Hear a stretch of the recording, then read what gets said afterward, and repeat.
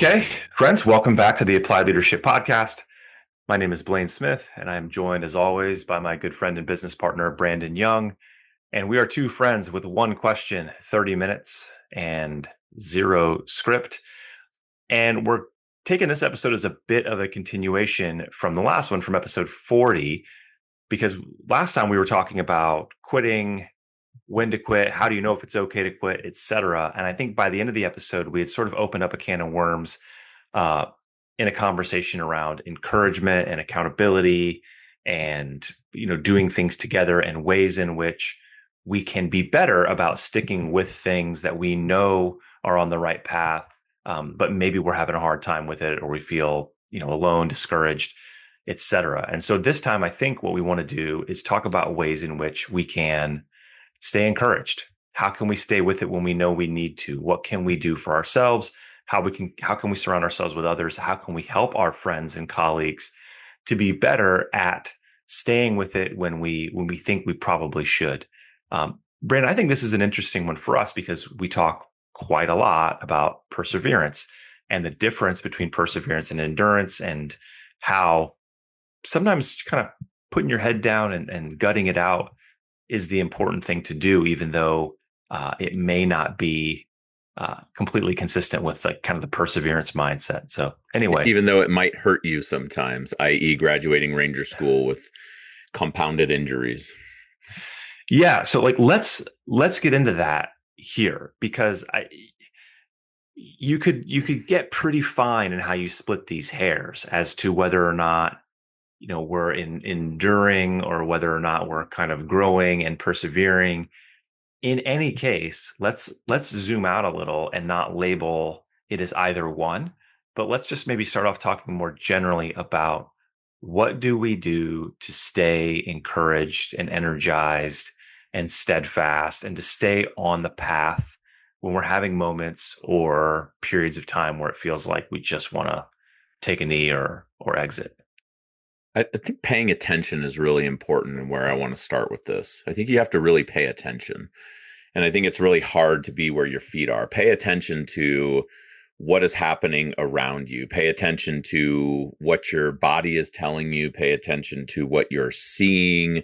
Observe. I think it can get very difficult, especially as we're talking about setting our sights on a particular goal, let's just say.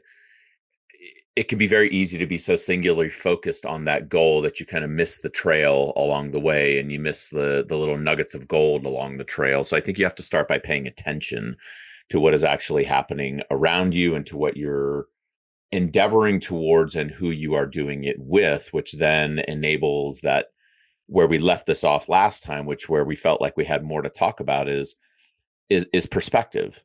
Getting some perspective along the way, I think, is really important. And when you are so singularly focused and endeavoring towards a goal, it can be very difficult to see the things that are happening around you, whether those things be positive or net negative. Not really sure. And I don't even think you really can know if you don't get a little bit of additional perspective along the process. And I think we're speaking to a lot of how critical friendship is along the path, how critical companionship is along the path, how critical teammates are along the path, how critical mentors are and leaders are along the path. And even if you just take those categorically, you can ask yourself, well, who is on the path with me?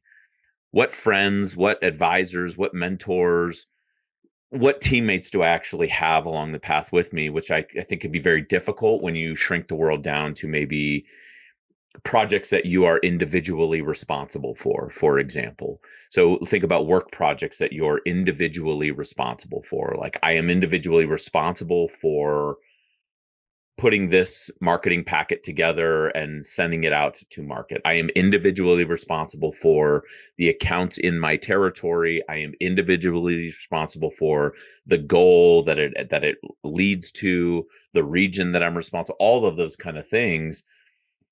I think it could be very difficult to get some of those additional perspectives. But I think it's, again, and this is a little bit where we ended up last time when we were debating whether or not, when to quit. But I think we have to take some responsibility to invite others into the process, to acknowledge others in the process, or at least I could speak for myself. That can be very difficult for me to see. And so I think part of staying encouraged is inviting others into the process with you and welcoming them in and welcoming additional insights and advice, which I'm just going to be honest, that's been a constant struggle for me basically most of my life, is finding mentors, specifically mentors that I can invite into what I'm doing and ask for additional perspective and insights and encouragement along the way. Yeah, I join you there. I have been terrible about finding and working with mentors. Been a huge miss in my personal and professional life, and something I've thought a lot about lately because it's not too late, I hope, to do so. So it's something I'm thinking about a lot now. And what you were just saying made me think is we need to be aware of what we're getting from whom and when and under what circumstances. Because there are times when we need someone to offer us some encouragement. There are times when we need someone to really speak truth to us and challenge us a little bit. There are times when we need someone to actually give us advice and say, well, if I were you, I would do this, or I would consider these things. Right. You and I see this sometimes in our business. Like every interaction is not the same. It's our job to assess, where is this person at right now? What are they going through? And what do I need to do as a consultant, advisor, coach, you name it, to give them what they need right now to get them where they are trying to go? And as a person who is going to hit rough patches every now and then, we also need to be thinking about and open to, what do I need to receive from whom in what way right now that's actually going to help me? Because it's very easy just to hang around with people that are going to say like, yeah, she is a jerk. That's totally not your fault. Like, okay, but that's probably not going to help me to move forward, and I think about this a lot. Turns out everyone is a jerk to you. Weird, right? Yeah, but sometimes we don't need someone to challenge us and give us solutions. Sometimes we really do need someone just to listen and say, yeah, it sounds really hard. I can imagine why that's hard for you. And this is why having a collection of people in your life is important, because some people are going to naturally gravitate toward being more affirming and supportive. Some people are going to naturally gravitate toward being a bit more critical and giving advice. And, it's a struggle. I think about this as a parent a lot. I have tried to learn how to be a parent over the last 20 or so years, screwed all kinds of things up. And I would hardest find thing ever. When I reflect on it, I think my biggest mistakes as a parent haven't been mistakes of intent. It's been mistakes of, I didn't know what the kids needed right then. I failed to give them what they actually needed, and I just gave them what I thought that I was supposed to give them, or what I thought they needed. I had it in my head, my job as their dad is to make sure that they are responsible, dutiful, whatever. And there have probably been way too many times when I should have recognized like, oh, they don't need me to correct them here. They don't need me to advise them here. They don't need discipline right now. What they need is just for me to sit next to them on the couch and listen for a little while. Or maybe even though they just did something I told them not to do, they did it for some other reason, and I need to just, get my arms around them or something. Yeah. That is so hard to do as a parent. It's hard to do as a leader in your business, but encouragement is not the same thing as direction, is not the same thing as consultation, and knowing what to seek and also what to offer is like, I think, kind of the whole game. I think most of us could do most of it if there was a flashing light that said, this is what this person needs right now. Just go forth and give a hug.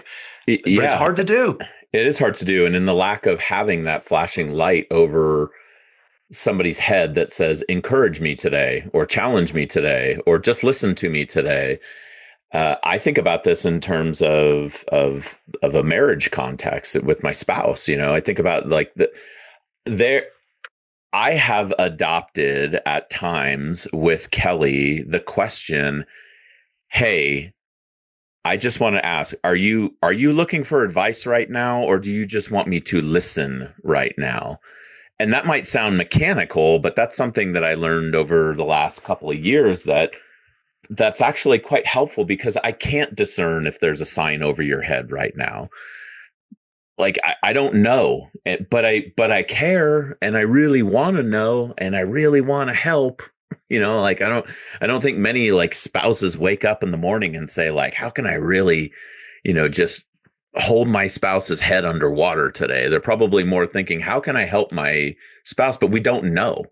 I think it's the same with teams. I think it's the same in business. Like, I don't know how to help you, but maybe that's worth asking is, can we adopt a practice where we can even ask others? Maybe that's a practice for teams that could be very generative, is to say like, hey, as part of our check-in, is there anybody that's really needing a little bit of additional encouragement this week?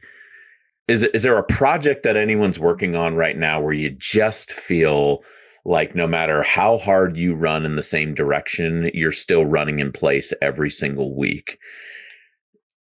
Yeah, it's almost Anybody something I've think? learned from you is getting ahead of it. Like asking someone right when you onboard them, how do you like to receive encouragement? How do you like to receive feedback? I Mm-hmm. mean, that's such a gift of a question because it helps you as the leader to get some window into how these people think and act and how you can encourage them or offer them advice, correction, you name it. But it also is a gift to that person because not only are they going to be led better by you, I find a lot of people, myself included, just don't think about these things that often. So if you just sort of walk right Right. up to me and say like, "Hey, how do you like to receive recognition or encouragement?" Like I would probably have to think about it for a little bit, for a little bit and offer you an articulate response, and that benefits me because now I've had a little bit of introspection. And boy, why we don't just ask more of these questions is beyond me. It took me a long time to realize that everybody wasn't like me.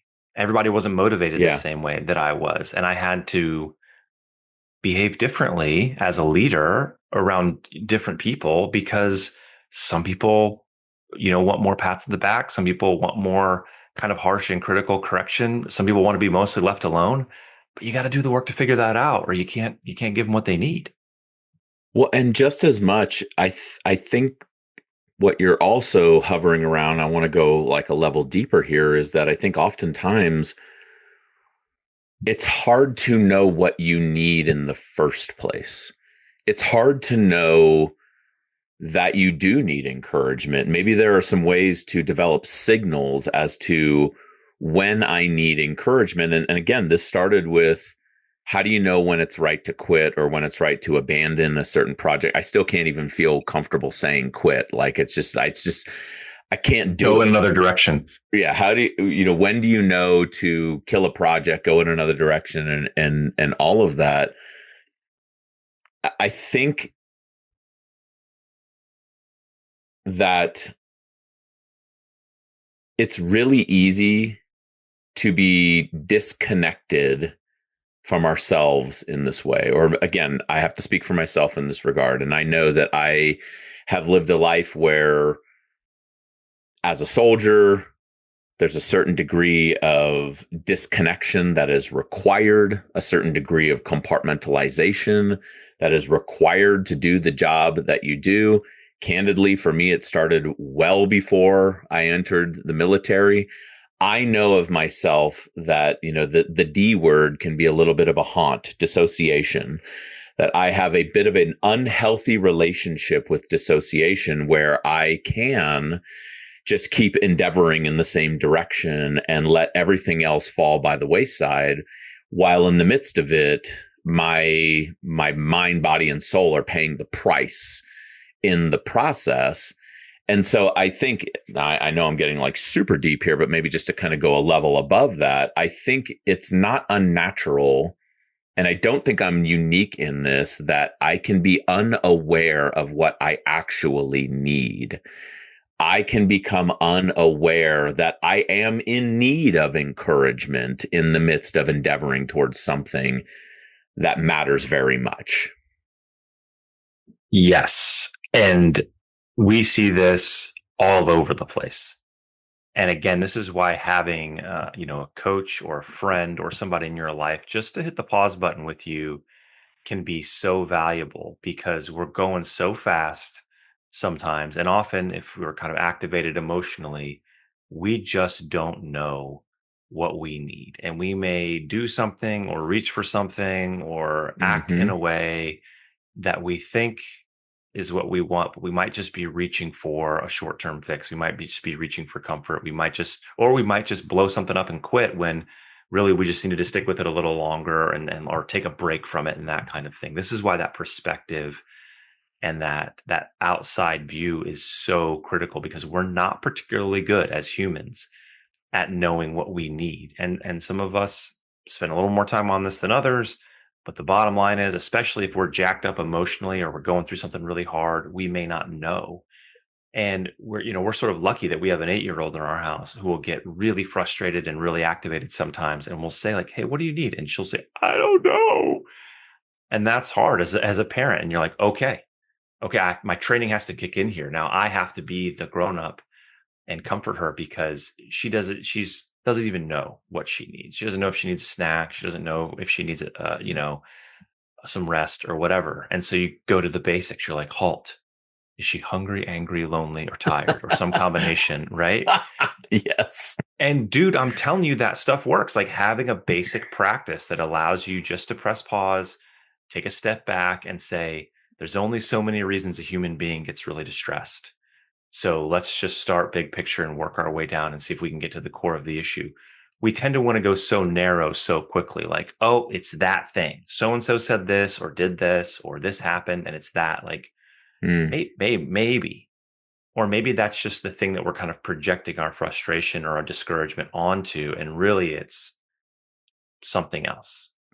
Oh man, So, that's so good. I mean, because there are two things that you're doing in tandem that are quite paradoxical. On the one, you're extending the time horizon, which is a practice that we talk often about with some of our clients, especially as we consider this idea of perseverance and looking at that ridge line of adversity. Like, are you just in a valley right now? Are you on the climb right now and you need to just kind of stick with it? But you're also paradoxically kind of shrinking down to the micro. Does this even have nothing to do with whether the fact that you're on a climb or in a valley or maybe even on a hilltop that you can't perceive because there's a basic need that you're not getting right now? Are you just kind of lonely right now? Are you just kind of tired? Are you tired? Maybe you just need to take a nap. Are you yeah. are you angry? If you're angry, what is it that you're angry about right now? So it's both, which I think is so important here, which also I think is really hard to do in isolation. I think some of the work that we need to do is important, and this is why I'm such a big advocate of therapy. I've been with the same therapist now for 7 years. I still see Emily every other week. And it's so valuable because she is a teammate along the journey for me because I do need somebody that can listen. And sometimes I need more than a friend. I need somebody who's actually equipped to get into kind of the micro while I'm, working on the macro, or get me into the macro while I'm too vectored in on something that is very micro.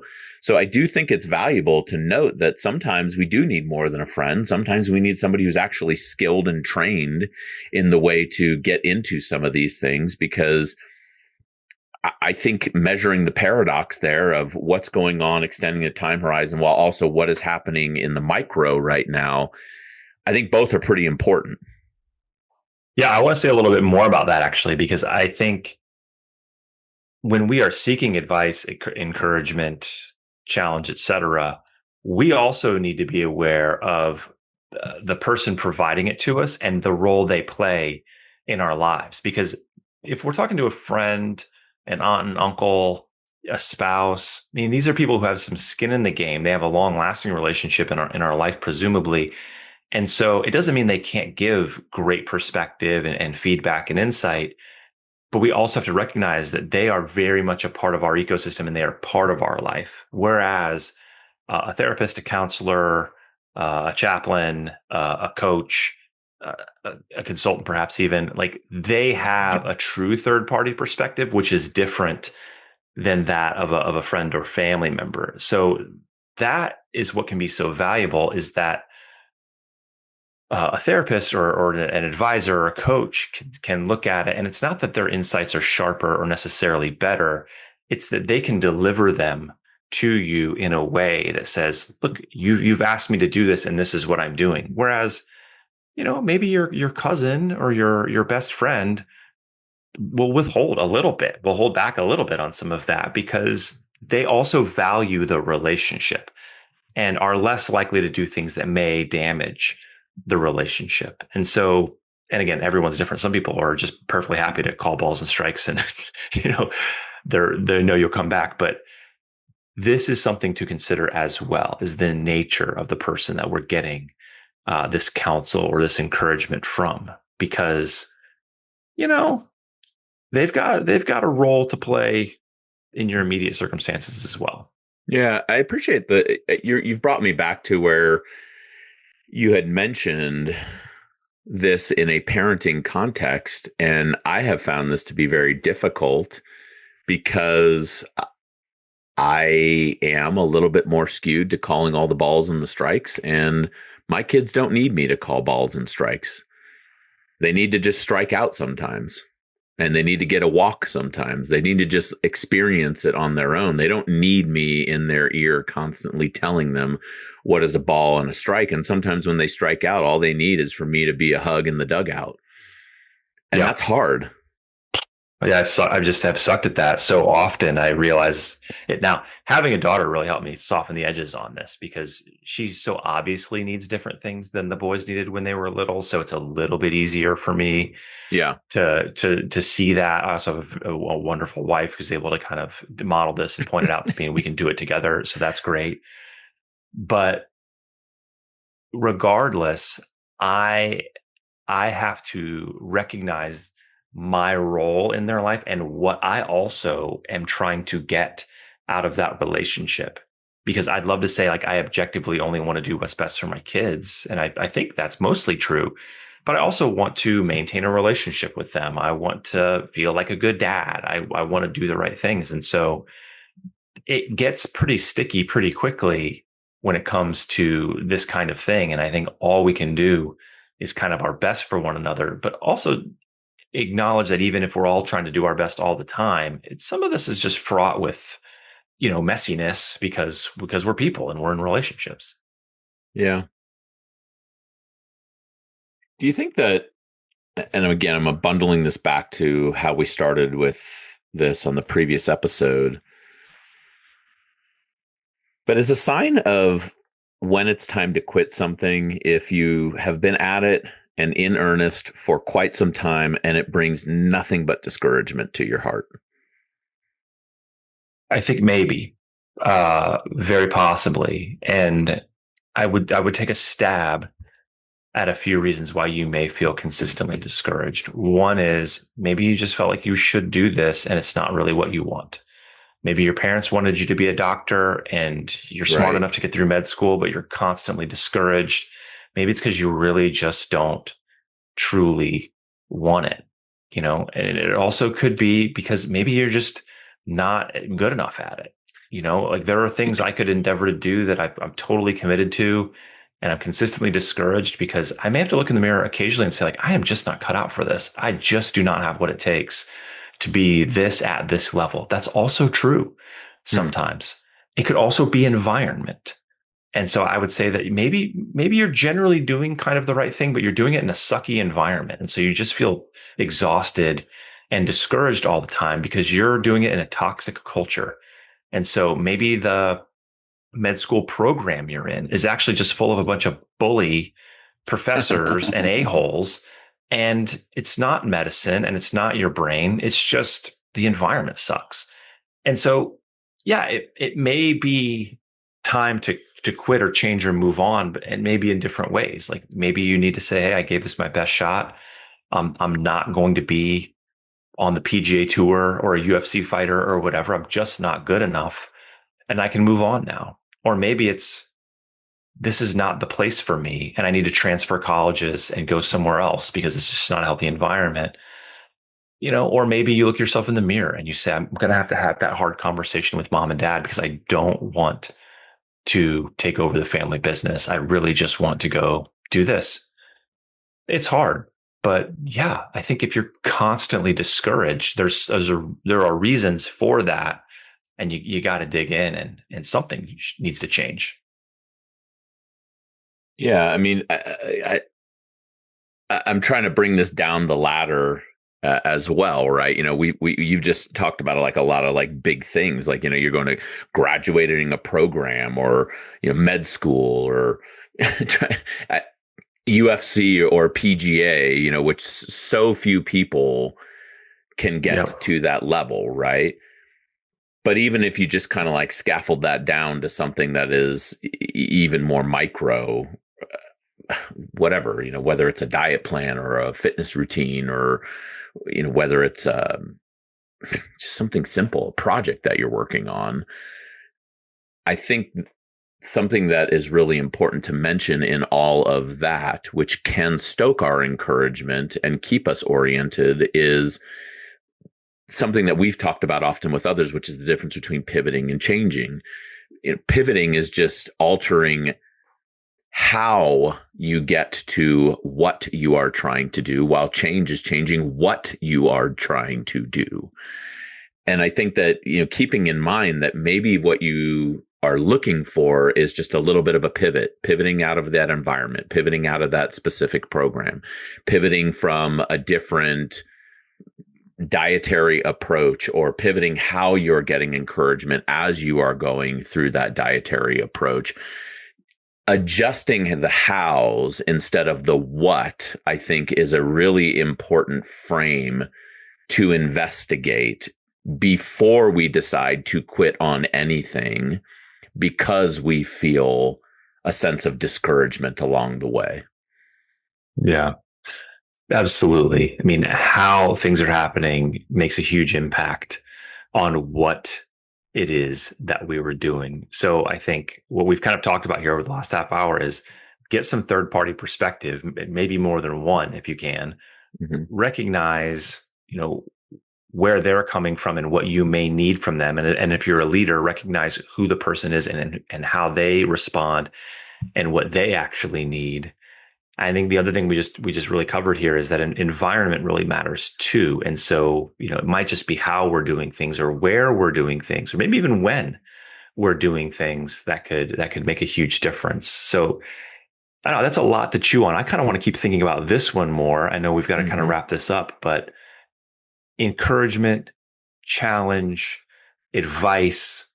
There's $1 jillion worth of people out there on the internet trying to sell all of that to you. But, let's start and make concentric circles kind of on our way out. Maybe it's a relationship with yourself, with your spouse, with your business partner, with your family, with your best friends, and maybe that's an approach. Just kind of work your way out rather than starting out here with people that don't know you and then talking to your spouse or your business partner last. Yeah. No, I like that a lot. I mean, maybe instead of starting at the top rung of the ladder and just to kind of bring this home, we can start with maybe two questions. What do I need right now to be encouraged? And then maybe asking the next person outside of us, what do you need right now to remain encouraged? Yeah, I like that. Well, this has been fun. Let's encourage one another. Let's at least start there. Can we commit to that? I think that's probably a good place to wrap it up. Yeah. All right, cool. Well, if you guys have questions or encouragement and you want to send them to us, we'll take it. contact@appliedleadershippartners.com. And we'll keep getting out these podcasts and answering your questions. We certainly enjoy it. And we'll see you guys next time. Thanks a bunch.